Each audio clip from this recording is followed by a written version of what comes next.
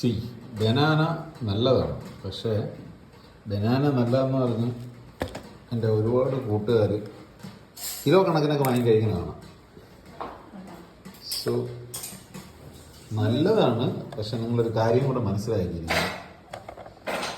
കണ്ടോ, 187 ഗ്രാം ഒരു ഫുൾ ബനാനയ്ക്കുണ്ട്. ഇതെടുത്ത് കളഞ്ഞു കഴിഞ്ഞാൽ എത്ര ഗ്രാം ഉണ്ടെന്ന് നോക്കാം.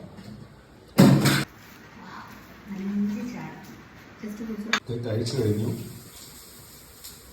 64 ഗ്രാം ഇതുണ്ട്. അപ്പോൾ ഏകദേശം ഈ 120 അടുപ്പിച്ച് വരും. ഓക്കെ, 120 അടുപ്പിച്ച് വരും. ഈ 100 ഗ്രാം ബനാനയിൽ 116 ഗ്രാം കാലറി ഉണ്ട്. കാലറി എന്ന് അതിൽ ഓൾമോസ്റ്റ് 27 ഗ്രാം കാർബ്സും ഉണ്ടാവും. സോ ഈ കാലറി എന്ന് പറഞ്ഞ് കളയാകല്ലേ നിങ്ങൾ. ഈ കാലറി ഇൻടേക്ക് എന്ന് പറയുന്നത് ഹൈ ആണ്.